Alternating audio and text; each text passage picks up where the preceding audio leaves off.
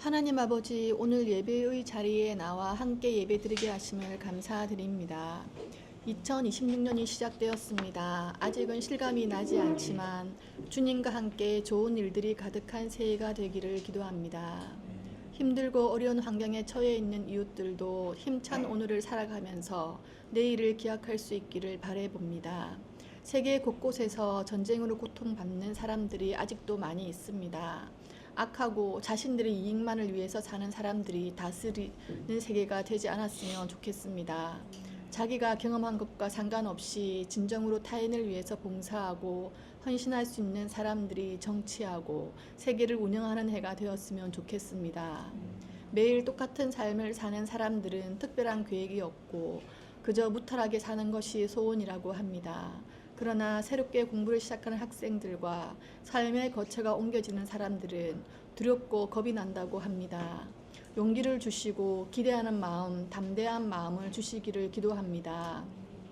매일 주님을 생각하고 기도하는 삶을 살게 하여 주시고 말씀으로 무장하는 한 해가 되기를 간절히 바라봅니다. 너도 잘 살고 나도 잘 살아서 이웃과 함께하는 삶을 살게 하여 주시고 삶으로 주님을 증거하는 우리가 되기를 기도합니다. 작은 마을 소리교회 공동체가 사랑으로 하나 되게 하여 주시고 병원으로 누워 계신 우리의 부모님들이 속히 쾌차하여 자녀들과 안전한 삶을 살아가게 하여 주세요. 공부하는 자녀들과 함께하여 주시고 타지에 나가 있는 자녀들을 안전하게 지켜주세요. 오늘도 말씀 속에 임재하실 주님을 기대하며 예수님의 이름으로 기도합니다. 아멘. 나는 지팡이와 같은 측량자 하나를 받았는데 그때에 이런 말씀이 내게 들려왔습니다. 일어서서 하나님의 성전과 제단을 측량하고 성전에서 예배하는 사람들을 세어라. 그러나 그 성전의 바깥들은 내버려 두어라. 그것은 이방 사람들에게 내주었기 때문이다. 그들이 그 거룩한 도성을 42달 동안 짓밟을 것이다. 나는 내 두 증인에게 예언하는 능력을 줄 것이다. 그들은 1260일 동안 상복을 입고 예언을 할 것이다. 그들은 이 세상을 다스리는 주님 앞에 서 있는 올리브나무 두 그루요 촛대 두 개입니다. 그들을 해하려고 하는 사람이 있으면 그들의 입에서 불이 나와서 그 원수들을 삼켜버릴 것입니다. 그들을 해하려고 하는 사람은 누구나 이와 같이 죽임을 당하고 말 것입니다. 그들은 자기들이 예언 활동을 하는 동안에 하늘을 닫아 비가 내리지 못하게 할 수 있는 권세를 가지고 있습니다. 또 물을 피로 변하게 하는 권세와 그들이 원하는 대로 몇 번이든지 어떤 재앙으로든지 땅을 칠 수 있는 권세를 가지고 있습니다. 그러나 그들이 증언을 마칠 때에 아비소스에서 올라오는 짐승이 그들과 싸워서 이기고 그들을 죽일 것입니다. 그리고 그들의 시체는 그 큰 도시의 넓은 거리에 내버리게 될 것입니다. 그 도시는 영적으로 소돔 또는 이집트라고도 하는데 곧 그들의 주님이 십자가에 달리신 곳입니다. 그러나 사흘 반이 지난 뒤에 하나님에게서 생명의 기운이 나와서 그들 속으로 들어가니 그들이 이제 발로 일어섰습니다. 그것을 목격한 사람들은 큰 두려움에 사로잡혔습니다. 큰 소리가 났습니다. 세상 나라는 우리 주님의 것이 되고 그리스도의 것이 되었다.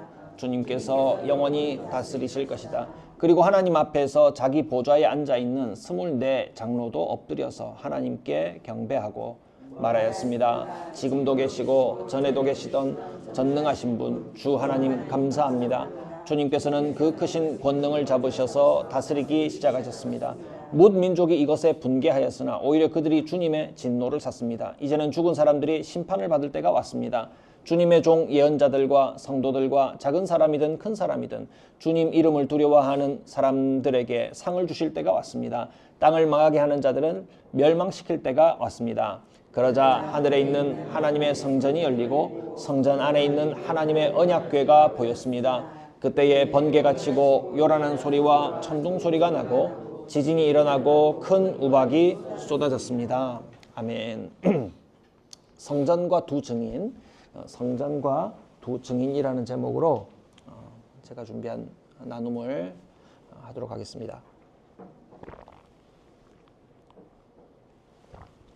여러분 새해마다 하는 것 있잖아요.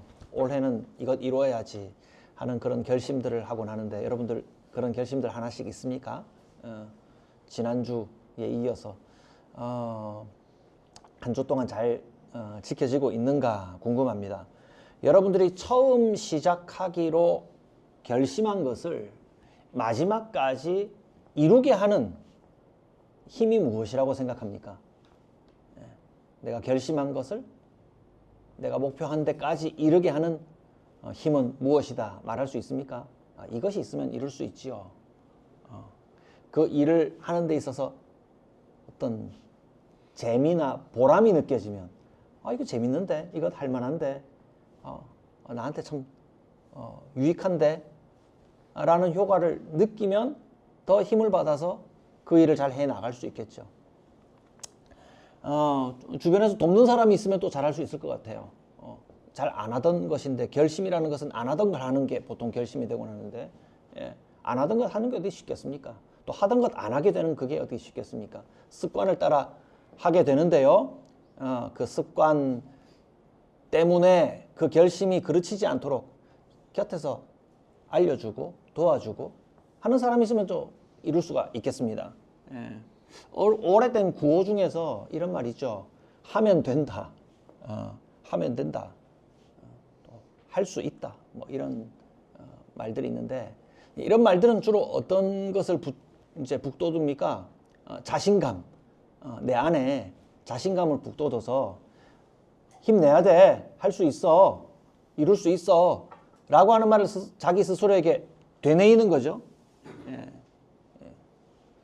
할 수 있다. 가만 생각해 보면 하면 된다라는 이 말은 내가 하는 것과 그리고 이룰 수 있다는 된다는 것을 한 가지로 여기는 거예요. 지금 내가 하면 이 하는 일과 연결된 이 일은 이룰 수 있다. 하는 것과 된다는 것을 하나로 여기면서 그것을 이루게 된다라는 생각을 합니다. 우스갯소리로 이런 말도 하더라고요. 되면 한다, 나는. 하면 된다가 아니라 되면 한다. 가만 따져보니까 그 말도 맞아요. 맥을 같이 합니다. 된다는 작은 가능성만 보여도 나는 하겠어. 뭐 이런 말이 되니까요.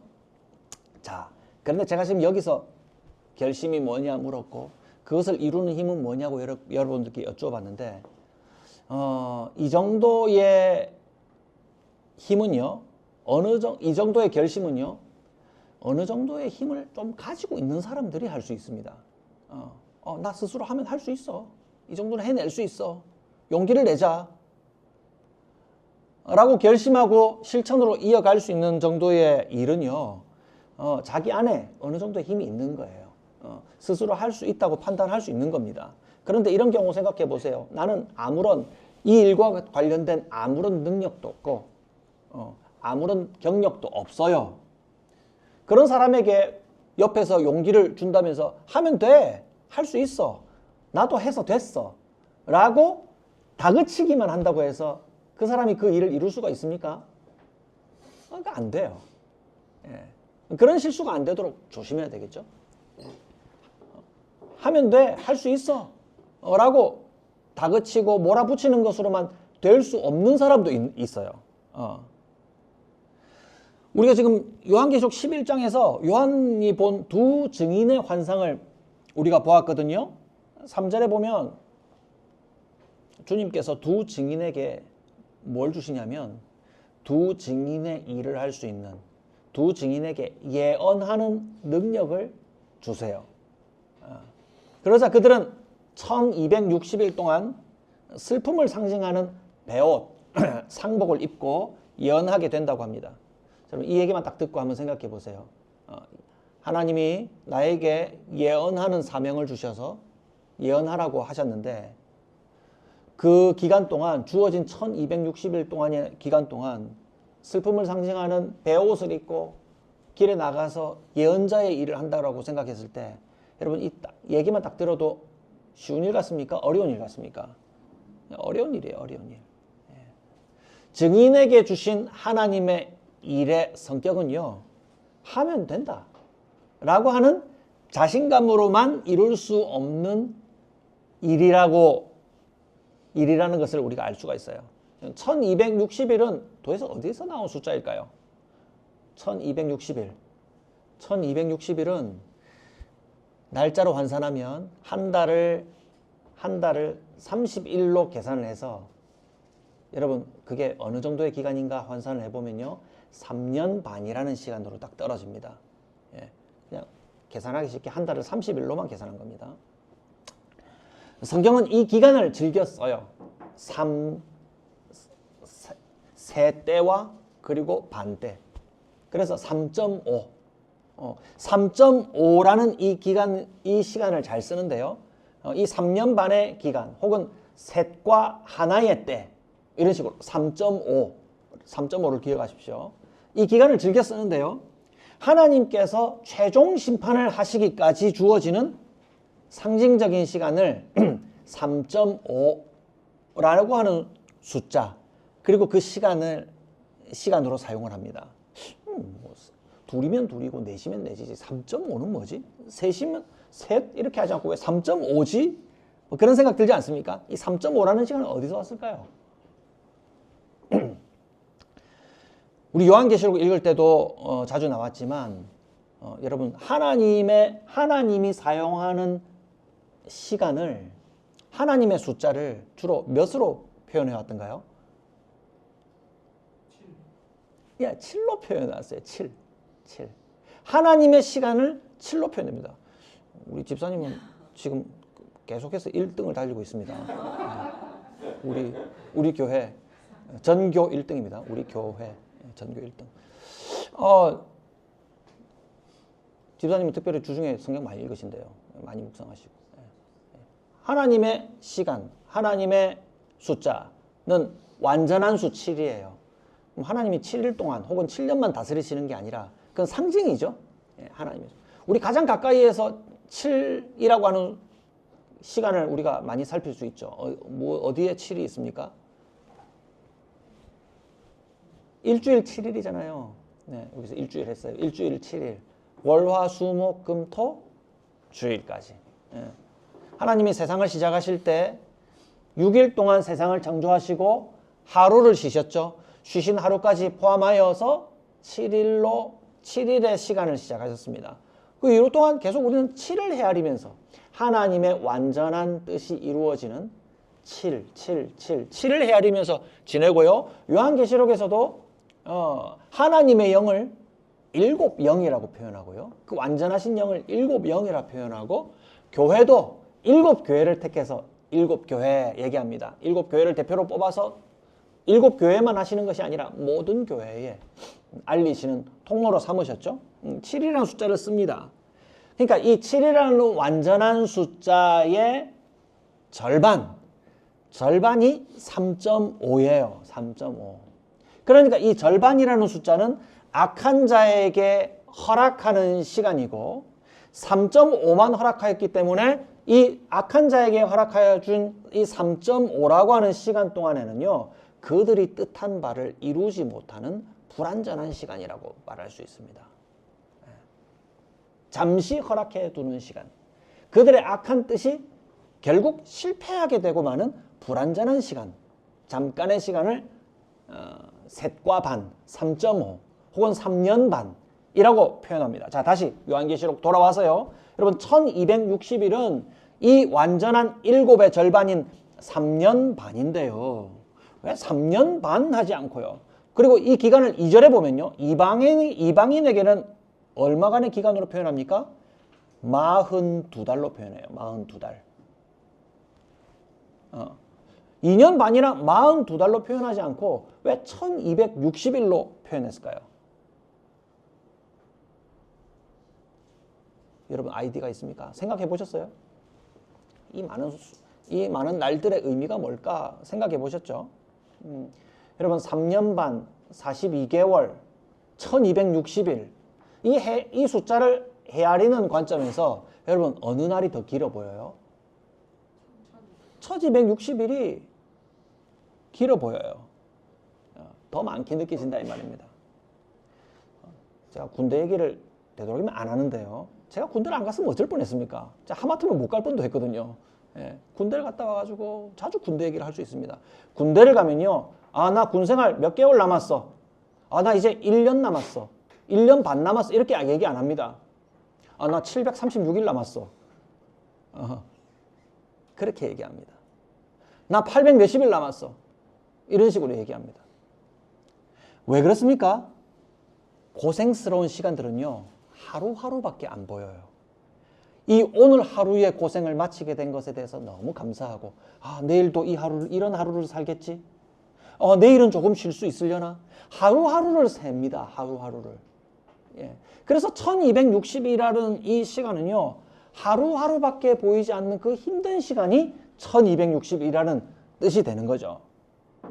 매우 힘든 시간, 매우 힘든 시간. 여러분, 이 힘든 시간과 사명을 감당하는 이 두 증인은 누구를 상징하는 것일까요? 사절은 이렇게 표현합니다. 그들은 이 세상을 다스리시는 주님 앞에 서 있는 올리브나무 두 그루요. 촛대 두 개입니다. 또 상징이 나와버렸어요. 우리 계시록은 상징의 책이니까요. 이걸 풀어가는 재미를 좀 느끼셨으면 좋겠는데 재미를만 느끼기엔 좀 쉽지가 않죠. 계속 상징이 이어지니까요. 이 두 사람을 가리켜 올리브나무 두 그루, 촛대 두 개. 이 두 증인은 사람 둘을 가리키는, 그러니까 보세요. 두 증인은 사람 둘이 분명한데 이 사람이 누구냐라는 것을 가르쳐 주기 위해서 올리브나무 두 그루와 촛대 두 개를 가져왔어요. 그러니까 이 두 증인이라는 것은 사람 한 사람 두 사람의 의미가 아니라 올리브나무 같은 표현입니다. 올리브나무 두 그루와 촛대가 상징하는 사람들의 무리가 아닐까 짐작해 볼 수가 있습니다. 먼저 요한계시록 들어와서 촛대, 등잔대 다 괜찮은 표현입니다. 이 촛대는 어디라고 무엇을 상징하는 것이라고 가르쳐 줬습니까? 1장에 이미 나왔죠. 법례를 줬어요. 촛대는 교회를 상징해요. 촛대. 그 7 촛대는 7 교회를 상징하는 것이에요. 그런데 여기는 또 의미가 더 확장이 돼서 촛대와 함께 두 올리브나무가 나왔죠. 올리브나무 두 그루가 나왔어요. 의미를 더 얘기하고 싶은 거예요. 이 올리브나무 두 그루는요, 구약성경 예언서 스가랴 4장에 나오는데요. 거기는 올리브나무 두 그루와 역시 마찬가지로 순금 등잔대가 나와요. 순금 등잔대, 촛대 같은 것입니다. 성전 안에 있는 것인데요. 스가랴 예언자가 천사에게 거기서 스가랴 4장에서 천사에게 물어봐요. 이 감람나무, 이 올리브나무 두 그루와 이 등잔대는 뭡니까? 라고 물어볼 때 스룹바벨에게 말해주는 천사의 메시지가 이렇습니다. 제가 읽으면 여러분 익숙한 구절이 나올 거예요. 그가 내게 대답하여 이르되 여호와께서 스룹바벨에게 하신 말씀이 이러하니라. 만군의 여호와께서 말씀하시되 이는 힘으로도 되지 아니하며 능력으로도 되지 아니하며 오직 나의 영으로 되느니라. 큰 산아 내가 무엇이냐? 네가 스룹바벨 앞에서 평지가 되리라 하시는 예언의 말씀을 주세요. 그러니까 성전 안에 있는 순금 등잔대로 교회를 비유하셨는데 그 교회의 힘의 근원이 누구시다? 올리브나무 두 그루와 같이 그 순금 등잔대에 무한한 연료를 공급하시는 하나님께서 능력을 주시는 교회라는 것을 표현하기 위해서 여기서 올리브나무 두 그루와 함께 있는 등잔대 두 개, 촛대 두 개라고 그렇게 얘기했다 이 말입니다. 계시록 본문으로 돌아와서요. 두 올리브나무와 촛대로 상징되는 이 교회는 어떤 존재입니까? 그냥 교회가 아니라 더 확장된 의미, 하나님의 능력이 함께 하시는 존재라고 얘기하는 겁니다. 스가랴서의 표현을 빌리면요. 스룹바벨아 너는 누구냐? 큰 산이 어디 있는가 아느냐? 큰 산이 네 앞에서 뭐가 된다? 평지가 되리라 할 만큼 교회의 대적이 누구냐? 교회를 괴롭게 하는 장애물이 무엇이 있느냐? 하나님의 능력을 받는 너희 앞에서는 그것은 아무것도 아닐 것이다. 산이 아니라 그것은 평지가 될 것이다. 라고 비유할 만큼 하나님의 능력이 함께 하시는 교회다라는 걸 얘기하는 거예요. 여러분, 교회와 동의어가 항상 뭐라고 얘기했습니까? 교회의 동의어는 성도입니다. 성도. 바꿔 써도 아무런 문제가 없습니다. 성도를 짓밟는 성도를 짓밟는 이 세상에서 우리가 어떻게 증인의 삶을 살아갈 수 있습니까? 저는 그렇게 얘기할 것 같아요. 하나님, 저는 못해요. 저는 할 수 없어요. 주님이 제게 맡기시는 작은 일도 감당할 수 없어서 힘들어하는 것을 자주 느낍니다. 올해 어떤 결심을 했습니까? 하나님, 제가 주님 앞에서 이런 결심했는데요. 사실은 또 작심삼일 될 것 같아요. 하면 된다라고 하는 다짐을 낼 힘도 없습니다. 오늘 메시지를 듣고 그러나 내가 낼 수 있는 것은 무엇입니까? 전능하신 하나님께서 나의 힘이 되시기 때문에 우리는 성도가 될 수 있고, 나 스스로는 안 되지만 나는 하나님의 능력을 힘입고 성도가 될 수 있고 교회가 될 수 있습니다 라고 고백할 수 있다 라고 말할 수 있습니다. 그래서 5절에서 6절까지는요, 계시록에 증인으로 나타내는 능력을 표현해요. 여기 보면은 이건 도대체 뭔가 싶은 표현들이 나와요. 입에서 불이 나온다 라는 표현이 있죠. 입에서 불이 나와서 그 원수들을 삼켜버릴 것입니다. 이것은요, 실제로 증언하는 사람의 입에서 실제 불이 나오지 않는다는 건 아시겠죠? 상징이니까요. 증인의 입에 있는 참되신 하나님의 말씀 앞에서 죄인들의 거짓들이 드러나게 되는 거예요. 죄인들의 잘못이 드러나게 되어서 그들이 그 자리에서 잘못이 드러나고 심판받는 처지가 될 것이다 얘기하는 겁니다. 하늘을 닫아서 비가 내리지 못한다는 것은 뭡니까? 3년 반 동안, 또 3.5 나오죠. 3년 반 동안 비가 내리지 않게 했던 어떤 선지자를 떠올립니까? 자, 이번에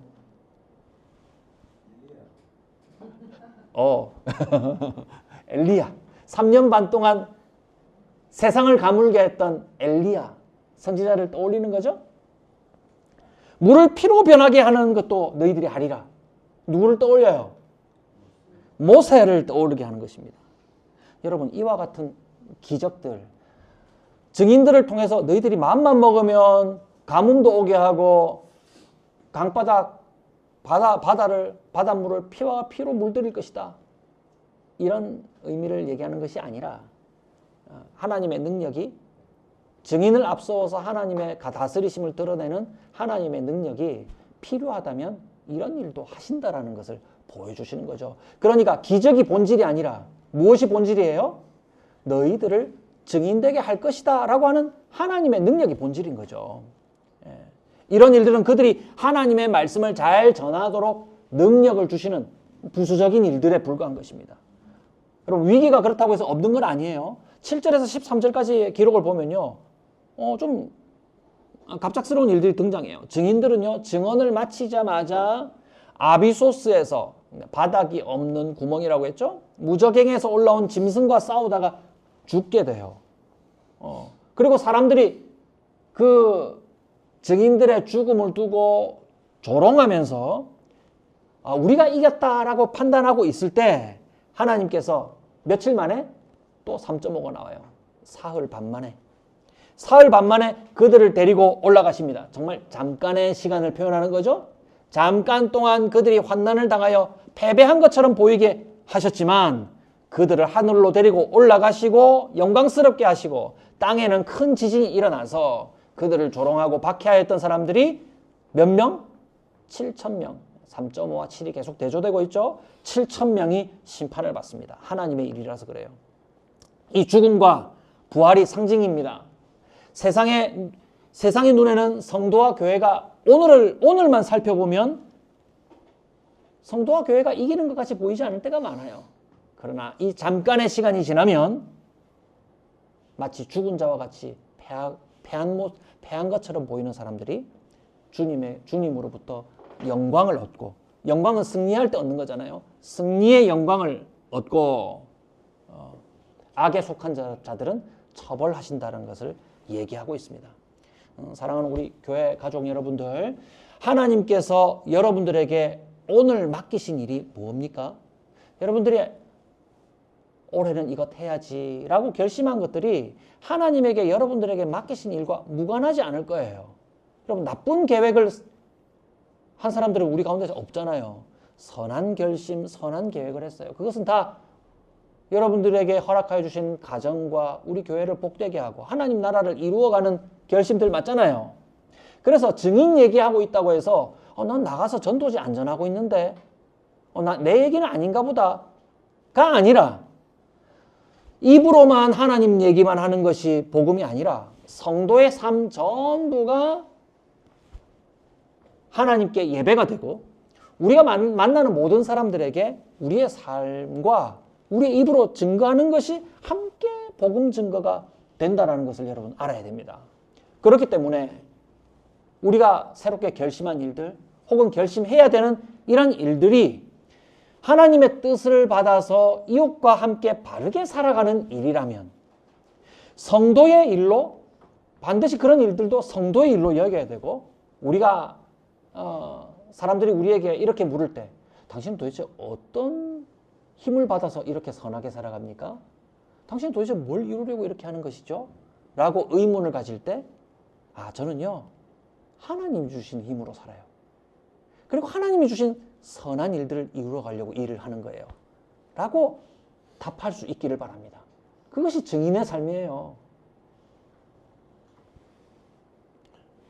우리 중에는 나와 연관된 얘기가 아니라고 생각하는 분 중에 이런 생각을 하는 분들도 있을 수 있어요. 나에게는 지금 목사님이 얘기하는 그런 믿음 없어요. 저는 믿음이 많이 약해요. 그래서 이것은 사실 저와는 너무 동떨어진 얘기처럼 들려요. 라고 하는 분이 혹시 계실지 모르겠어요. 근데 따지고 보면요. 앞에 있는 저를 비롯하여서 우리 모두가요. 24시간 내내 잠시도 빠짐없이 항상 믿음으로 가득 차 있습니까? 그렇지 않을 때 많잖아요. 제가 이런 얘기하면 여러분 충격 받으실까요? 충격 안 받았으면 좋겠어요. 저 의심 많이 해요. 실망돼서 다음 주 안 나올라. 저 하나님 의심 자주 해요. 제가 좀 여담인데 제가 우리 교회 식구들한테 제 솔직한 마음을 얘기 많이 한다니까. 저희 부모님이 그렇게 하지 마라 이러니까 너무 솔직하게 하지 마라. 저는 안 그럴랍니다. 다 솔직하게 얘기해야 돼. 다 솔직하게. 저는 의심 자주 합니다. 제가 의심할 때마다 하나님이 제 손을 놔버렸으면 저는 아마 어떻게 됐을까요? 내가 그동안 내 평생에 하나님과 동행하며 살아간다라고 얘기했던 이 모든 체계가 허상이었으면 어떻게 하지? 하는 생각들이 문득 들 때가 있어요. 그럴 때마다 하나님께서 너 벌 받기 충분하구나 하면서 제게 벌을 내리셨다면 제가 이 자리에 있지 못했을 거예요. 저는 의심하더라도 하나님은 저를 놓지 않아요. 그래서 믿음 없음을 발견할 때가 여러분들은 믿음의 위기, 증인의 위기가 찾아온 것이 아니라 성도의 위기가 찾아온 것이 아니라 오히려 내게는 믿음이 없다라는 것을 발견할 때 여러분 그때는 어떤 기회입니까? 하나님이 내게 능력 주셔야만 나는 구원받는 사람이라는 것을 확인하는 시간이 되는 거예요. 제가 이렇게까지 약한데 이렇게까지 하나님 붙들지 못하는데 내가 하나님의 집에 있군요. 하나님 저를 붙들어 주셔서 고맙습니다. 이렇게 다시 용기 내서 성도의 삶을 살아갈 수 있게 해주시군요. 라고 주님을 붙들 수 있는 시간이 된다 이 말입니다. 하나님 저를 앞으로도 놓지 말아 주십시오. 우리 찬송에도 그런 가사들이 있잖아요. 이후로도 영원토록 나를 지켜주시리라 저는 믿습니다. 저희의 능력이 되어주세요. 하나님 앞에 성도로 능력이 있는 증거자로 말만 하지 말고 삶으로 하나님께 예배드리며 함께 있는 모든 가족들과 이웃들에게 증거자가 되게 해주십시오. 내가 입으로 말했던 것들이 참되다라는 것을 내 삶으로 증거해 보일 수 있게 해주십시오. 라고 기도하시는 저와 여러분들이 되길 바랍니다. 우리 교회 식구들의 특징은요. 아멘 안 하고 정말 마음에 다가왔을 때는 입을 다물고 고개를 끄덕. 중국 사람들이 그렇게 한다더라고요. 참으로 그렇습니다 할 때는 막 관호하지 않고 고개를 끄덕. 고맙습니다. 아멘도 고맙고 고개 끄덕도 고맙습니다. 한 가지만 얘기하고 마칠게요. 여러분 이 두 증인의 환상을 둘러싸고 있는 환상이 있는데요. 항상 늘 재미있는 거는요. 간혹 요한이 이 환상에 참여할 때예요. 여러분 요한이 자기가 본 환상을 쭉 얘기하다가 한 번씩 자기가 참여할 때 있잖아요. 그때는요, 뭔가 얘기해주고 싶은 더 깊은 강조점이 있을 때예요. 아니, 내가 거기에 들어갔다 이 말이에요. 그 환상 속에. 요한이 참여한 환상은요, 오늘 말씀의 제목, 두 번째 두 증인 앞에 뭐가 붙어 있어요? 성전이에요. 성전. 하나님은 지난주 10장을 마칠 때 요한을 무엇으로 불렀습니까? 예언자로 불렀습니다. 오늘 말씀의 제목을 이용하자면 역시 요한도 증인으로 불렀던 거예요. 그리고 두 증인의 환상을 보여주신 거거든요. 10장 11절에 이렇게 기록되어 있죠. 너는 여러 백성과 민족과 언어와 왕들에 관해서 다시 예언을 하여야 한다라고 말씀하시고 난 다음에 11장 1절에 들어와서 뭘 주셨어요? 자를 주셨어요. 자. 몇 미터 자일까요? 지팡이와 같은 측량자를 주셨어요. 자. 그래서 일어서서 뭐라고 얘기합니까? 하나님의 성전과 제단을 측량하고 성전에서 예배하는 사람들을 재어라. 성전 건물을 측량하고 건물을 재고 그리고 거기서 그 안에서 예배하는 사람들의 숫자를 세어라. 2절 말씀 보세요. 그러나 그 성전 바깥들은 측량하지 말고 내버려 두어라. 이것은 이방 사람들에게 내어주었기 때문이다. 건물도 재어볼 필요도 없고 거기 몇 명이 있는가 세어볼 필요도 없다. 여러분, 그래서 여기서 측량의 의미는요. 우리 구약 성경에도 성전을 측량하는 기록들이 있고요. 여기도 마찬가지로 구약의 기록을 가지고 와서 측량하는데요. 이 측량의 의미는 하나님의 소유를 관리하고 보호한다는 약속이 담긴 표현입니다. 앞서도 그런 거 나왔죠. 하나님의 사람들의 이마에 뭘 줬어요? 인을 줬죠. 하나님의 도장을 받은 사람들, 우리 말씀드렸잖아요. 자, 이 도장은 어떤 의미예요? 어떤 의미라고 했습니까? 하나님의 소유와 보호의 약속이 있다고 했죠. 여기도 마찬가지로 측량하는 것도 의미가 같아요. 측량하고 거기에 있는 사람 수를 세는 것도 같아요. 예. 증인이 성전을 재는 것은 그 성전 안에 드는 사람들을 헤아리고 그 안에 있는 자를 소유로 삼고 보호한다고 하는 약속, 그것이 반드시 이루어진다라고 얘기하는 겁니다. 그래서 증인의 권세는요, 앞서서 하나님의 능력이라고 말했는데 여기서 하나 더하여 증인을 통하여서 구원받을 자와 구원받지 못할 자가 가려지는 권세가 주어져요. 여러분, 이것 오해하면요, 오늘 말씀을 통해서 계시록 말씀 오늘 들었대. 나를 통해서 심판받을 자와 구원받을 자가 정해지니까 나한테 잘해라. 근데 너한테 말씀 안 전할 수도 있어. 좀 심하게 얘기했죠. 그런데 제가 심하게 얘기했지만 이런 식으로 적용하는 사람들 많아요. 우리 권세 갖고 있어. 까불지 마. 이게 아니라 이거 성경을 완전히 오해한 거예요. 이건 말씀을 안 전할 권세가 있다는 말이에요. 말씀을 전할 권세가 있다는 말이에요. 당연히 말씀을 전할 권세가 있다는 거예요. 말씀 전하지 않고 참을 권세가 있다는 것이 아니라 말씀을 전해야 할 권세가 있다는 말입니다. 그렇기 때문에 우리가 이웃에게 복음을 전하지 않는 성도들은요, 이런 의미에서 하나님이 부르신 성도답지 않고 그에게서 하나님의 능력이 나타날 것을 기대할 것도 없다라는 것을 우리가 적용해 볼 수가 있습니다. 성도는요, 자기 혼자 하나님의 집에 머물러 있는 사람이 아니라 성전을 보살피고 그 안에 있는 사람의 수를 헤아리는 것처럼 복음을 전하면서 하나님의 나라를 좀 적극적으로 표현하면 만들어가는 사람입니다. 만들어가는 사람이에요. 계획하고 만들어가는 사람이에요. 내가 예수님 안에 머무는 사람이라면 하나님을 함께 믿는 사람들과의 교제, 그리고 아직도 믿지 않고 있는 사람들에게 증언하는 사람이 되려고 노력하는 사람이 되어야 됩니다. 그런 사람이 되어라고 오늘 이 말씀은 성전의 이미지를 보여주시면서 우리를 초청하고 있는 것입니다. 비로소 11장의 마지막 부분에 보시면요, 15절에 7째 나팔이 울리고 난 다음 19절에 한번 보세요. 하늘에 있는 하나님의 성전이 열리고 그 안에 하나님의 언약궤를 비로소 보여주셔요. 언약궤는 본래 감추어져 있는 거거든요. 그거를 보여주시면서 요한이 그동안 땅에서 만들어갔던 그 성전이 허상이 아니라, 요한이 땅에서 선포하고 만들어갔던 그 하나님의 나라가 허상이 아니라 하늘에 준비되어 있는 것이다. 땅과 하늘에서 함께 이루어져가는 하나님의 나라라는 것을 확인해서 보여줍니다. 그때에 그들이 증언한 하나님의 나라가 있다는 것이 만천하에 공개되고요. 하나님의 백성들은 그 나라에 들어가고 그 정언을 거부하고 핍박하고 괴롭게 한 사람들, 조롱하였던 사람들은 그때에 멸망하게 될 것입니다. 말씀을 맺을게요.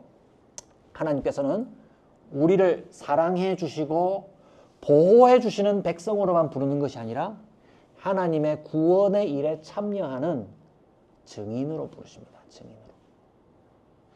성도, 증인, 교회 다 같은 말이에요. 이 증인으로의 부르심은요, 입으로만 복음을 전하는 것이 아니라 뭐라고 얘기했습니까? 성도로서 잘 살아가며 이웃과 함께 바르게 살아가는 것을 포함해야 한다고 얘기했습니다. 누구의 뜻대로?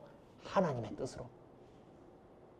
그래서 그 사람들이 우리에게 왜 이렇게 선하게 할 수 있죠? 어떻게 이렇게 선하게 할 수 있죠? 당신의 힘은 도대체 어디서 나옵니까? 뭘 이루려고 하는 것이에요? 라고 물어볼 때 저는 하나님의 능력이 있고요. 하나님의 능력으로 하는 것이고요. 그리고 저는 하나님의 나라를 이루려고 선한 목표를 가지고 살아가고 있어요. 라고 증언할 수 있기를 바랍니다. 그것이 그들에게 참된 복음이 될 것입니다. 두 번째는요, 증인으로 부르시는 주님은요, 우리에게 그냥 이렇게 해라 라고만 얘기하시는 것이 아니라 따라갈 수 있는 비전과 능력을 주십니다. 우리의 비전이 뭐예요? 우리의 비전은 한마디로 하면 하나님의 나라예요. 능력은 누가 주십니까? 하나님의 능력입니다. 땅의 성전을 짓는 요한에게 하늘의 성전에 있는 언약궤를 열어서 보여주신 것처럼 하나님의 나라가 반드시 이루어질 것을 비전으로 보여주시면서 약속하시고요. 그리고 우리에게 오늘 필요한 능력을 스스로 하면 된다, 열심히 해라 이렇게 하지 않고 주님이 주세요. 그러니까 우리가 못하더라도 좌절하지 않고 하나님이 주실 능력을 믿고 성도로 살아갈 수 있는 힘을 낼 수 있는 거예요. 나 해보니까 되더라, 너도 해라 이게 아니라 하나님 능력 주실 거야. 아무것도 없는 상태지만 너 할 수 있어, 괜찮아. 하나님의 성전이 되기로만 결심해.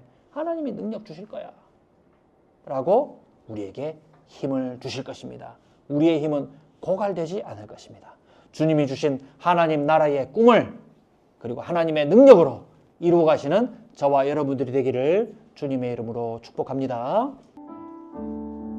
이곳에 임하신 하나님 나라, 가난한 마음으로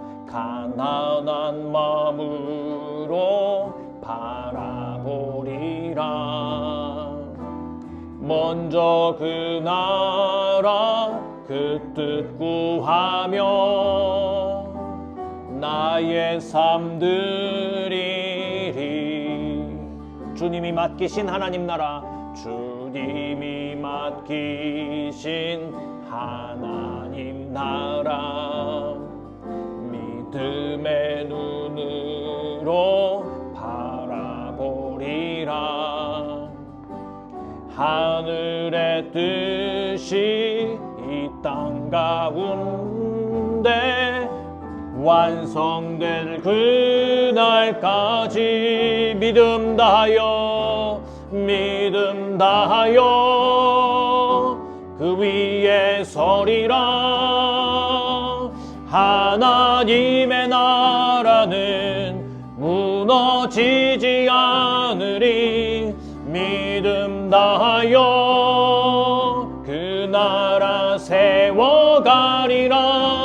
주님 곧 오실 때까지. 한 번 더 하겠습니다.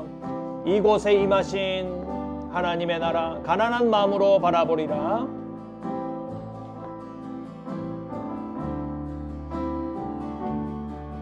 이곳에 임하신 하나님 나라, 가난한 마음으로 바라보리라. 먼저 그 나라 그 뜻 구하며 나의 삶 드리리. 주님이 맡기신 하나님 나라 믿음의 눈으로 바라보리라. 하늘의 뜻이 이 땅 가운데 완성될 그날까지 믿음 다하여 그 위에 서리라. 하나님의 나라는 무너지지 않으리. 믿음 다하여 그 나라 세워가리라. 주님 곧 오실 때까지 믿음 다하여 그 위에 서리라. 하나님의 나라는 무너지지 않으리. 믿음 다하여 그 나라 세워가리라. 주님 곧 오실 때까지. 우리 한 번 더 합시다. 믿음 다하여 그 위에 서리라. 믿음 다하여 그 위에 서리라. 하나님의 나라는 무너지지 않으리. 믿음 다하여 그 나라 세워가리라. 주님 곧 오실 때까지.